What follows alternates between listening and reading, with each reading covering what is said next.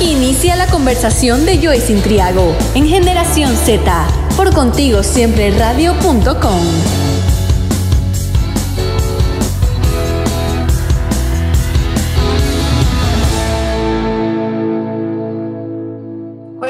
Con todos y todas, bienvenidos y bienvenidas a este nuevo programa de Conversando con la Generación Z. Hoy día tenemos un excelente programa y un programa que espero que lo disfruten tanto como yo lo voy a hacer al momento de realizar esta entrevista, y es porque cuento con la compañía de Miriam Estrada. Ella es doctora en Jurisprudencia y Ciencias Sociales y Políticas, tiene un máster en Derechos Humanos, especialidad en Migración y Extranjería, un doctorado en Derechos y Ciencias Sociales, abogada especializada en Derecho Internacional, Derecho Penal y Derechos Humanos, Democracia, Seguridad, Desarme, Contraterrorismo y Radicalización. Y actualmente es coordinadora general para el Sur Global del Consejo de Seguridad de las Naciones Unidas. Además, es una mujer excelente que con su ejemplo ha tocado los corazones de muchas mujeres, de muchos hombres a quienes ha impartido sus materias, y sobre todo yo admiro mucho por también esa vida personal que lleva y ese cariño grandioso que puede expresar de sus hijos hacia ella. Miriam, es un gusto para mí, bienvenida. El gusto es absolutamente mío, no hay nada que reconforte más y nada que dé fuerza y razón para continuar en la lucha que ver a los alumnos, a las alumnas de uno proyectándose en la sociedad, contribuyendo a construir un mundo mejor y dejando su marca en ella. Y por eso Joyce, quien está honrada soy yo de participar en este programa. Muchas gracias por invitarme y muchas gracias por esas palabras cariñosas de bienvenida. Gracias a usted, Miriam. Y bueno, usted ha sido una mujer que no solo ha transmitido sus conocimientos, sino que también desde su palabra ha podido impregnar en los corazones, pudiendo abrir los ojos y pudiendo hacer un cambio para la sociedad. Es por eso que hoy por hoy le invito a que pueda expresarnos a nosotros y a quienes nos oyen, a quienes nos ven, sobre la cultura de violencia. ¿Cómo nosotros podemos expresar una cultura de violencia? Algunos dicen que no existe, que no es real, que es un mito. Entonces, desde su profesionalismo, desde sus conocimientos, podernos exponer qué es la cultura de violencia. El ejercicio de la violencia es la imposición de la voluntad del más fuerte hacia el más débil, ¿verdad? Porque imponiéndole algo en contra de su voluntad. Quien dice que esto es un mito carece absolutamente de sensibilidad social, para no decirle que carece absolutamente de la mínima expresión de cultura. ¿Por qué?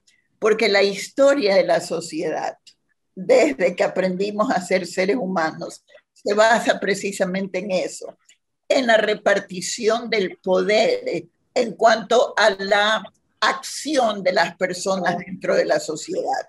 ¿Qué quiero decir con esto? El poder lo ejercen aquellos que tienen acceso al poder, aquellos que manejan el poder, y lo ejercen de manera vertical. Esto es, las personas que manejan el poder en cualquier parte del mundo y en cualquier etapa de la historia imponen su manera de pensar, sus principios, sus creencias, su conciencia en aquellos que por distintas situaciones están obligados a obedecer, ¿verdad? Entonces, esto se replica como es en lo arriba es abajo, dice la filosofía china. Como es en lo general, ¿verdad? Es también en lo particular. Le doy un ejemplo. Las grandes potencias deciden lo que debemos hacer y la línea que tenemos que seguir, las que no somos, los países que no somos potencia y que no tenemos poder para oponernos a ellos. Veamos una estructura piramidal como las Naciones Unidas. El gobierno del mundo, el Consejo de Seguridad determina con 5 votos, que son los 5 países ganadores de la Segunda Guerra Mundial, con 5 votos determina el camino que política legal, estructural y pacíficamente debe de seguir el mundo. En su casa, ¿quién manda? En el país, ¿quién manda? Manda un gobierno que por más pervertido que este sea, como el que tenemos actualmente, con escasas excepciones que solamente confirman la regla, que por más pervertido que este sea, insisto, impone su voluntad sobre aquellos que no tienen acceso a ese poder. Ahora hemos ido de lo general a lo particular, y en su casa y en sus relaciones personales, ¿quién impone la voluntad? ¿Quién decide qué hacer? Normalmente la persona que contribuye económicamente en mayor medida o absolutamente en cuanto a toda la supervivencia de una familia.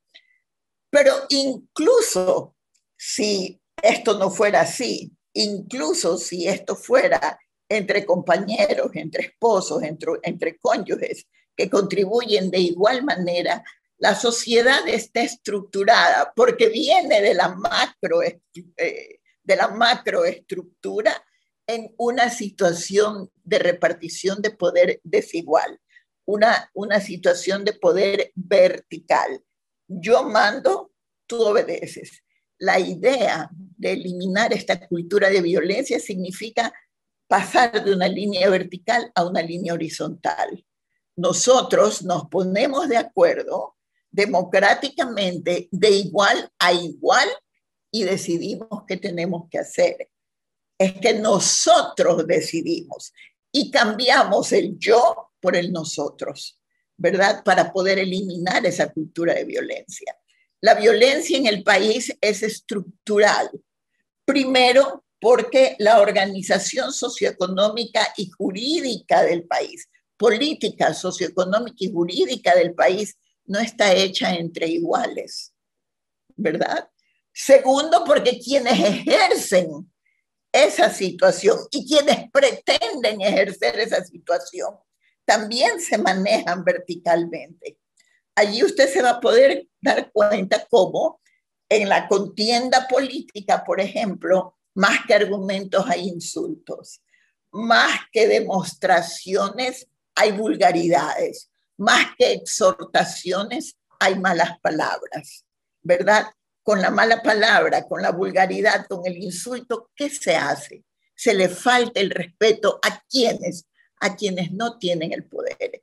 Ahora, no solamente son las mujeres las que no tenemos el poder en situación de igualdad, por eso la violencia es estructural, sino las mujeres, que somos un poco más de la mitad de la población, y todos los grupos vulnerables. Esto significa que las minorías raciales, las personas que tienen algún tipo de discapacidad, las personas que pertenecen al grupo LGQTB, ellas, ese grupo de personas, tampoco acceden al poder y se encuentran a la orden de los que manejan el poder y víctimas de los que manejan el poder.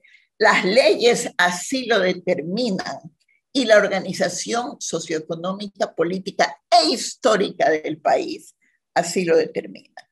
Vivimos en un régimen jurídico que se llama patriarcado. El patriarcado está instituido, es una institución que aparece con la civilización greco-romana. Estamos hablando de miles de años, ¿verdad? Estamos hablando de antes de Cristo.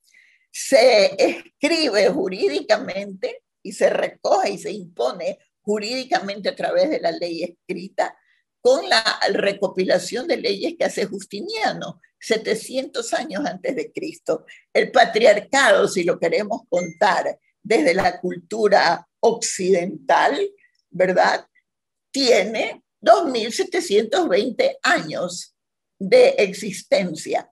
Y ese patriarcado comienza por decirte, las mujeres, porque tienen una capacidad disminuida en su juicio, deben de estar siempre sujetas a la voluntad del padre, del hermano o del hijo.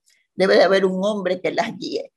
Eso permea en la mente de la humanidad y permea y se expresa individualmente en la mente de los hombres, ¿verdad? Y no solo en la mente de los hombres, también en la mente de las mujeres. De allí que usted habrá encontrado casos donde las mujeres incluso justifican y ven como normal estas actitudes. ¿Por qué? porque todos somos el producto de la sociedad donde crecemos, nos desarrollamos y vivimos. Y eso es Ecuador, eso es Guayaquil, eso es Manabí. ¿En dónde está en Manabí? ¿En qué ciudad está? Yo estoy en Manta, Miriam. Ok, mi mami es de Puerto Viejo, así que conozco muy de cerca la cultura manaba, como decimos. Mi mamá es, bueno, sus raíces y creció hasta ya tarde en la vida en Puerto Viejo. Mi padre sí es guayaquileño, pero mi madre es manaba. De hecho, Miriam, justamente usted nos comparte esta visión de que se nos impregna en la sociedad, hombres y mujeres, de que necesitamos de un hombre para poder seguir nuestras cosas, para poder mantener una opinión, para poder dar un paso, necesitamos siempre tener la opinión. Y en muchos casos, cuando tú eras pequeña, te dicen la opinión de tu papá. Muchas veces desautorizándose un poco también la madre, porque dice, no, pregúntale a tu papá. No, que tu papá esto. Yo digo sí, pero también la opinión de tu papá, es verdad. La paternidad, la maternidad es compartida, pero dentro de esas pequeñas palabras se comenta como unas frases en las que pone su prioridad al papá. Y en esos inicios comienza la niña a sentirse opresiva. Entonces, coméntenos usted sobre esas pequeñas o prácticas más comunes, más normales, que podemos expresar y que se entienden como violencia y que luego llegan a las prácticas mucho más grandes que notamos en los periódicos como feminicidios y que en muchos casos he escuchado que hasta se ha aceptado porque dicen, bueno, hizo el caso, pero él se suicidó, trató de suicidarse porque estaba arrepentido y quiere fallecer junto a ella. Y se acepta un crimen se acepta un crimen como expresión de amor. Yo creo que ahí está el centro del asunto, ¿verdad? Como expresión de amor se castiga a los niños y a las niñas, cuando sabemos que eso es un acto de tortura reconocido como tal internacionalmente. Como expresión de amor se hace que la niña sea suave, delicada, obediente, ¿verdad? Que sea bonita, que se cuide. No llore, mijita, se pone fea. Al hombre le dice, no llore, usted es hombre, usted es macho. Los machos, los hombres no lloran. Sin saberlo, nosotros, mujeres, productos de una sociedad patriarcal, estamos instalando ya la mentalidad patriarcal en hombres y mujeres. Nació la niña, algo rosadito. Nació el niño, algo celeste. Nace la niña, la próxima Miss Universo. Nace el niño, el próximo presidente de la República. Nosotros replicamos esa cultura patriarcal y es como crecemos oyéndola desde que somos pequeñas y de repente nos damos cuenta que estamos actuando, utilizando las herramientas que nos fueron enseñadas. ¿Por malos? No, en una expresión de amor. Entonces se nos hace creer además que eso es el amor, que amor es obedecer, que amor es no pensar en uno, que amor es pensar en el otro, que amor es ceder todo para el otro, que amor es ponerse uno al último momento cuando somos mujeres, porque cuando somos hombres decimos, usted tiene que hacer su marca, usted tiene que triunfar en la vida, usted tiene que hacerse obedecer, usted es un hombre, funcione como tal. ¿Se da cuenta? Entonces nosotros, que alguien pueda decir que esto es un mito, me indigna, me saca de mis casillas, porque hay que ser no solamente ciego, sino ignorante para sostener una situación de estas. Esto no solo que no es un mito, ha sido declarada universalmente la violencia contra la mujer, la pandemia silenciosa y el crimen más democrático de todos los que existen. ¿Por qué? Porque es un crimen que permea todas las clases sociales, los niveles de educación, el universo entero, el planeta Tierra entero. ¿Por qué? Porque ni siquiera los países a quienes nosotros normalmente ponemos de ejemplo, me refiero a los países nórdicos que están sumamente avanzados, ni siquiera estos países han podido superar y contar con 0 casos de violencia contra las mujeres, ¿verdad? Es allí porque el más democrático de todos los crímenes. Para poder eliminarlo, se debe de hacer mucho más que declaraciones. Se debe de crear una conciencia, se debe de cambiar la educación, se debe entender que cuando uno le da a una niña su libertad, la reconoce como un ser humano total, completo, en igualdad de condiciones que su hermanito, no la está lanzando a la degeneración, la está lanzando a ser un ser humano cabal. Y eso es lo que no entendemos, y no lo entendemos por nuestra mentalidad, y no lo entendemos por nuestra mentalidad que infelizmente es absolutamente retrógrada, porque Ecuador tiene una pequeña élite donde está concentrado el poder, que no se caracteriza precisamente por una gran cultura. La cultura es una especie de privilegio, incluso frente a la élite o dentro de la élite, ¿verdad? Pero lo que es peor, el sistema educativo del país replica todos estos presupuestos de violencia y forma a las personas con ese presupuesto de violencia. Luego, por tu bien, ¿verdad? Para que estés segura, para que estés completa, para que estés protegida, se te invita, se te empuja, prácticamente se te obliga socialmente a que te cases. Entonces tú piensas que está bien, tienes que casarte, un hombre te va a proteger, un hombre se va a hacer cargo de ti, el mismo que te jura amor eterno. Y nosotros no sabemos que la eternidad a veces dura 3 meses, 1 año. O que si queremos que dure toda la vida, tenemos que sacrificarnos. ¿Quién se sacrifica dentro de un matrimonio? ¿El hombre o la mujer? Usted contésteme, y quienes nos oyen, contéstenme. ¿Quién cede? ¿Quién dice está bien? ¿Quién sigue? ¿Quién consulta? ¿Quién pregunta? ¿Quién pide permiso? ¿El hombre o la mujer? Y mucha atención, que no se trata esta propuesta de una lucha en contra de los hombres. Ellos también son víctimas. Ellos también sufren presiones. Ellos también han sido trastornados por una violencia estructural. Ellos necesitan hacerse obedecer. Ellos necesitan triunfar. Ellos necesitan ser los proveedores eficientes. Y ellos entienden que si ellos ponen la plata, ellos mandan. Y luego le celebran al niño. Ah, tiene varias enamoraditas, mire mi hijo. Y condenan a las mujeres. ¿Qué te pasa con tantos enamorados? ¿Qué van a decir de ti? ¿Se da cuenta? Oiga, responda, usted es un hombre, actúe como macho. Oiga, niña, compórtese como una niña decente. ¿Qué le pasa? ¿Por qué coquetea? Entonces tenemos una doble moral.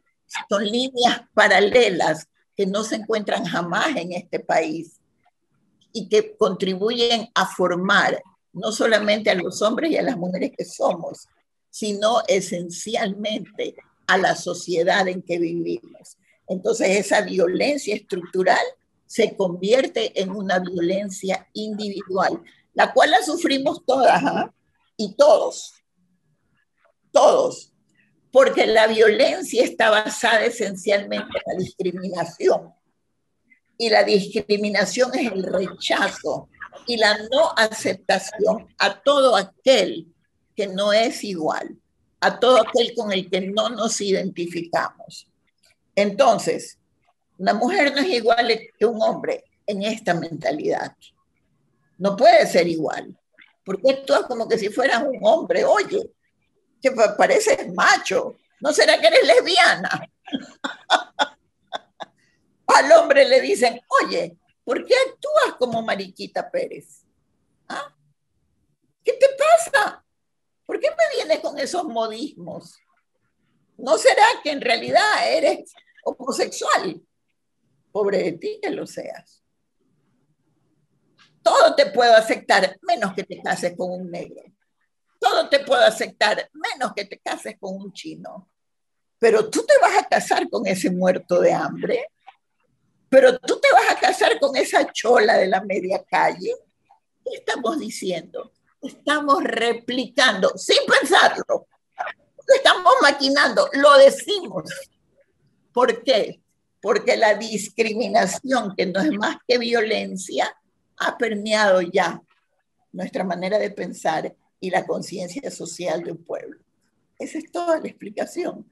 Parece muy sencillo, pero es tremendamente difícil, porque es una sociedad organizada de esta manera hace muchos miles de años.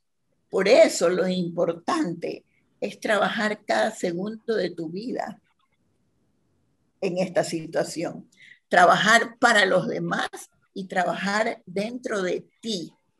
Porque uno piensa, ¿será que estoy haciendo bien? ¿Será que estoy exagerando? O lo que es peor, uno siente, no entro aquí, tengo que bajarme un poco. Esa no es la manera de actuar. Si quiero conseguir algo, tengo que utilizar estas otras armas, que generalmente son las armas femeninas, ¿verdad? Entonces, ¿qué hacemos? Vaya el cirujano, hágase una cintura de 50 centímetros, bórrese todas las arrugas, porque una vez que eres vieja eres invisible, ¿verdad? Ponte postizo aquí, ponte postizo en donde sea que necesites. Y allí vas y sin darte cuenta te denigras a ti misma y contribuyes a fortalecer la cultura esa horrible en la que estamos. Pero mira, pero qué buena, pero qué esto, pero qué el otro. Nómbrala, ponla en esta lista, ponla en este puesto. ¿Ves? Entonces, no está, se pasa por tu valor como ser humano y se te convierte en un objeto, si no sexual, porque no en todos los casos se te convierte en un objeto sexual, al menos visual. Entonces, eres agradable a la vista. Llenas los parámetros con los que le han lavado el cerebro a los hombres desde que nacieron, de ser agradable a la vista. Tienes buen cuerpo, se te ve bien, eres joven, qué bueno. ¿Qué haces tú con esta vieja de 40 años? En Europa a los 40 años recién se piensa en tener hijos. ¿Ah? Entonces es una mentalidad, es una manera de pensar. Ese es el problema. Y lo que usted nos comenta no solo va de hombres hacia mujeres, sino que como es tan centrado, tan impregnado en nuestra cultura, también se ve esos comentarios de mujeres hacia mujeres, porque hemos crecido con una cultura tan así que la propia violencia de género muchas veces se representa de mujeres hacia mujeres, y es una lástima porque las mujeres deberíamos estar para apoyarnos y no para emitir esos comentarios. No podemos, porque desde que somos niñas estamos peleando por la corona de princesita de Navidad o de la reina del colegio, ¿no? Y por eso nos sacamos los ojos. No nos sacamos los ojos para ser la mejor estudiante. No nos sacamos los ojos para ser abanderadas. Nos sacamos los ojos y hacemos campaña para ser la reina, para ser la princesa, para ser la Miss. ¿Se da cuenta? Entonces, por supuesto, si pertenecemos a un entorno, a una sociedad absolutamente patriarcal y violenta, donde el poder está establecido verticalmente, es natural que hombres y mujeres seamos violentos y seamos patriarcales y nos movamos según esas reglas. No son solamente los hombres los que dicen, tú no sabes con quién estás hablando. También lo hacen las mujeres. No son solo los hombres los que dicen esta tal por cual, lo dicen las mujeres. No son solamente los hombres los que atacan a las mujeres disminuyéndola, son también las mujeres. Incluso hay un dicho en la vida profesional, no hay peor enemigo que una mujer en la vida profesional. Y de esas, tus amigas. ¿Pero por qué? ¿Porque son malas? No, porque están reaccionando de acuerdo a lo que la sociedad les demanda. Esa es la razón. Mira, además esto de ser un problema social, un problema que empieza en la casa, también juega un papel muy fundamental la gestión pública. Y es porque la gestión pública desde su parte, es lo que le compete, debe crear estos espacios para romper con esta cultura y para dar más espacios a la mujer para su representatividad y para poder romper con todos estos esquemas. Entonces, ¿qué es lo que considera usted que le hace falta muchísimo a la gestión pública para poder dar un nuevo comienzo a romper con esta cultura de violencia y cómo hemos avanzado hasta el día de hoy? Bien, el Ecuador es signatario de todas las convenciones internacionales de derechos humanos. Tanto se menosprecia aquí a los derechos humanos, tan mala palabra se ha convertido la expresión derechos humanos, que es otro sinónimo de profunda ignorancia. Los derechos humanos son una expresión, una rama del derecho internacional público. Y el país, desde 1945, que firmó su membresía en las Naciones Unidas, que es el organismo que establece y que es la fuente más importante del derecho internacional, aceptó voluntariamente sujetarse a estas reglas. Pero Ecuador, para variar, no cumple sus obligaciones internacionales. Entonces, Ecuador está obligado a educar a sus habitantes. Ecuador debería de establecer una estructura de educación que le quite todas estas telas arañas, estos frenos y esta cultura y mentalidad medieval que mantienen nuestros ciudadanos. Es obligación que el Ecuador ha adoptado desde que firmó la Declaración Universal de los Derechos Humanos en 1948. ¿La cumple Ecuador? No. ¿Qué tenemos como resultado? Y aquí me voy a referir a algo, porque nosotros no podemos ser tan ciegos o tan cortos de alcance de vista política para decir que todos nuestros problemas comenzaron hace 14 años, hace 15 años. No, nuestros problemas se vienen arrastrando desde antes de la colonia, por eso somos lo que somos, ¿verdad? Entonces, yo recuerdo perfectamente el Congreso Nacional, el presidente del Congreso de aquella época, del Parlamento, que cuando se le habló acerca de género, dijo, ¿y esto con qué se come? Yo recuerdo a un diputado, no los voy a nombrar por ética y por simple respeto. Yo recuerdo a un diputado que dijo, ¿y si uno no viola a su mujer, a quién va a violar? Pero lo dijo en el seno del Parlamento. Yo recuerdo cuando fuimos a pedir la revisión de la ley que el doctor Gil Barragán Romero, sí lo nombro, que en ese momento era presidente del Tribunal Constitucional, declaró ilegal aquella ley que decía que todo hombre de la familia que encontrase a una mujer de su familia yaciendo en acto carnal ilícito, ora la hiera, ora la mate, tenía derecho a golpearla, y si llegase a matarla no tenía ninguna responsabilidad, ¿verdad? 1993, esa ley fue abolida. 1993 históricamente es ayer. Pero ¿qué nos gritaban los parlamentarios? Ahora quieren legalmente ser prostitutas. ¿Se da cuenta? Entonces, esta es una mentalidad, Joyce. Una mentalidad que tiene que cambiarse profundamente. Y la tienen que cambiar las mujeres del país. La tienen que cambiar las feministas del país. Que tienen que estudiar las razones socioeconómicas, jurídicas, la historia, para fundamentar sus reclamos de la manera que los estoy fundamentando yo. Y no porque yo sea una persona especial, porque he sido una persona privilegiada, que he recibido esa educación, que he tenido el privilegio de recibir esa educación. Y por eso estoy obligada a compartirla, ¿verdad? Y por eso hablo de esta manera. Y por eso exhorto a los hombres y a las mujeres a dar un paso al frente y tratar de cambiar esta mentalidad, porque esta mentalidad, Joyce, hace que perdamos todos, hace que todos seamos infelices, hace que todos suframos, impide el desarrollo económico y social del país y nos detiene en convertirnos un país que es escuchado en el mundo. ¿Quién va a escuchar en el mundo a un presidente que dice que usted solamente se siente molestada, perseguida sexualmente si es que lo hace un feo, pero si es un guapo está feliz? Esto llama a la furia internacional, al desprecio internacional.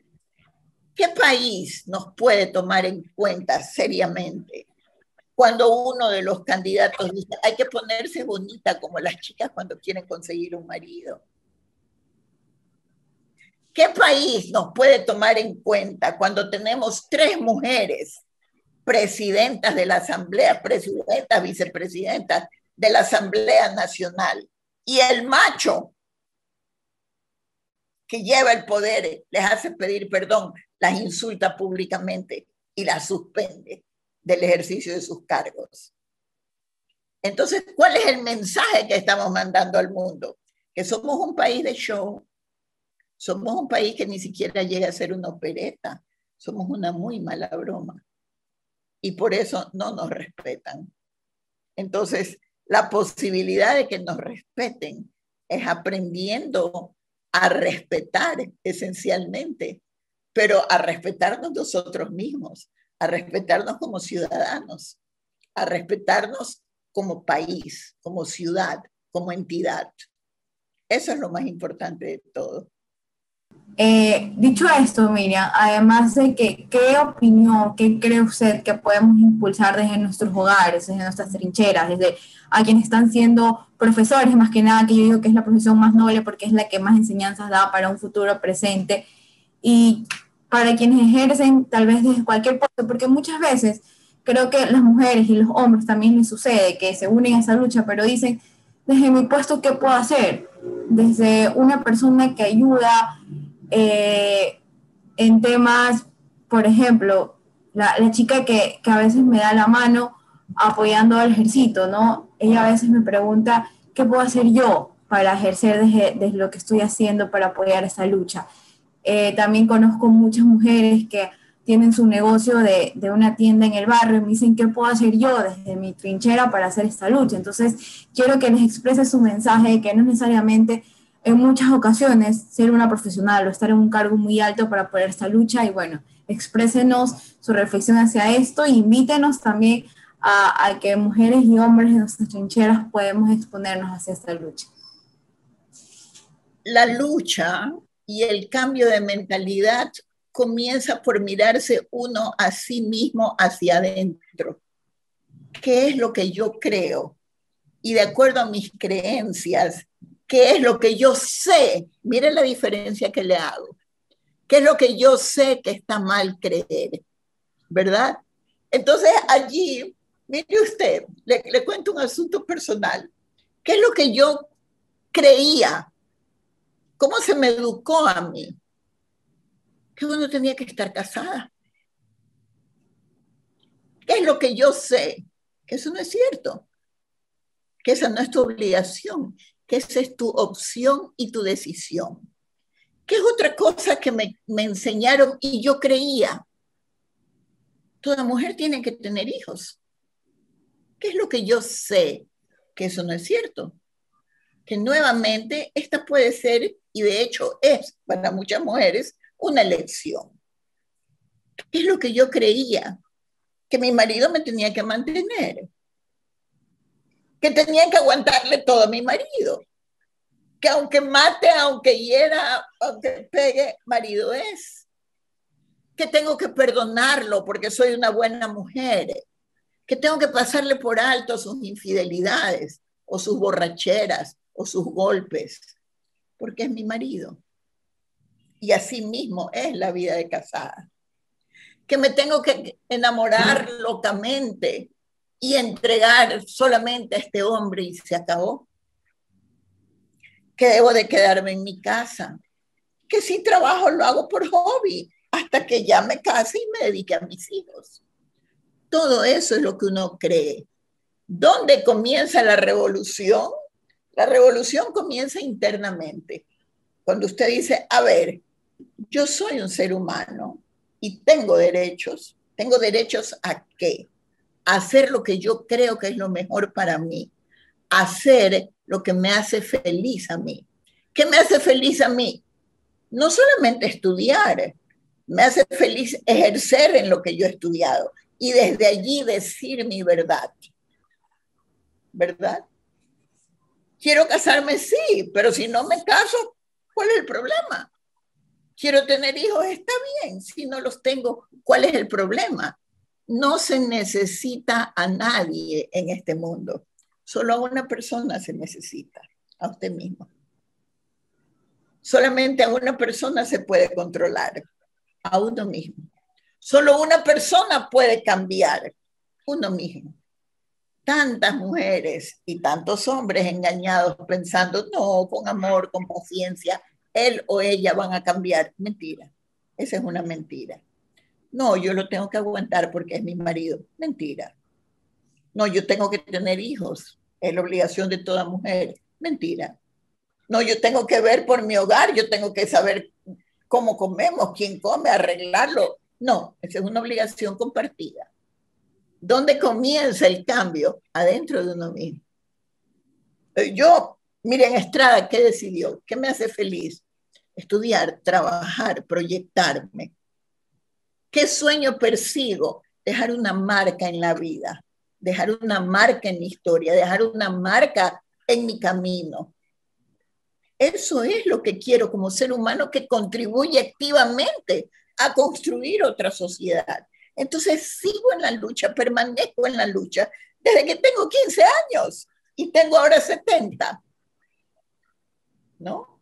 Estos son mis principios. Y una vez que usted escribe, descubre y sabe cuáles son sus principios, usted se mantiene fiel a ellos. Usted no los cambia ni los tuerce porque le conviene más o menos. Usted no le dice sí para quedar bien. Tiene el valor de decir, no, no estoy de acuerdo, discúlpeme. Para eso es necesario hacer un profundo acto de búsqueda de conciencia, un gran análisis del nivel de coraje que tiene usted, del nivel de valor que usted tiene. Entonces, ¿qué pueden hacer? Mirar hacia adentro y empezar a construir sobre esa mirada, viendo lo que hace falta, viendo lo que es necesario fortalecer. Aquella señora que tiene su emprendimiento, ¿cómo maneja ese emprendimiento? ¿Para qué utiliza ese emprendimiento? ¿Ese es su hobby? ¿Ese es el dinero con el que ella contribuye para la casa? ¿Ese dinero lo administra ella? ¿O ya le impuso su marido, compañero, bueno, ese dinero está dispuesto para esto y para lo otro? Entonces decir, un momento, es mi trabajo, estar orgullosa de su trabajo, aprender a estar orgullosa de uno mismo, entender que es primero yo, no última, porque si usted no está bien, nadie puede estar bien.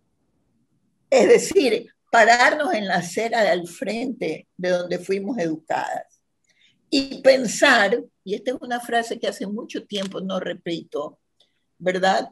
Y pensar que hay personas, estoy haciendo una cita de un poeta, hay personas que luchan por sus principios todos los días y son buenas personas.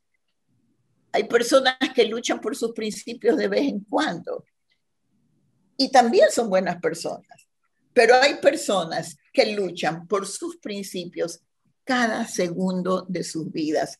Esas son las indispensables. Entonces, ¿cuál es mi mensaje? Conviértase en alguien indispensable. ¿Para quién? Para usted misma y para la sociedad. ¿Cómo? Luchando por sus principios cada segundo de cada día. Ese es mi mensaje, Joyce. Miriam, muchísimas gracias por todo esto. Ha sido muy reconfortante para mis oídos, pero sobre todo para mi alma, y espero que quienes escuchen este programa y quienes lo vean también sientan la misma satisfacción y se vayan con las mismas enseñanzas y hasta un poco más de lo que tal vez yo me puedo llevar en ese momento. Lastimosamente el tiempo siempre jugando en contra y tenemos que dar por cerrado este programa. Miriam, muchísimas gracias por estar aquí. Gracias a usted, Joyce, por invitarme, por compartir, por darme la oportunidad de verla convertida en eso que sueño para todas mis alumnas. Una mujer de verdad, en acción, luchando cada segundo por lo que cree. Muchas gracias, ha sido realmente un placer, Joyce. Felicidades, y felicidades a mi tierra por herencia, Manabí. Muchas gracias, de verdad me lleva con una sonrisa que me durará todo el día y probablemente toda la semana y espero que todo el mes. Y amigos y amigas, gracias por estar con nosotros, gracias por compartir en este programa, por sintonizar una vez más este programa, lo damos por cerrado y lo esperamos obviamente en las próximas ediciones. Muchas gracias.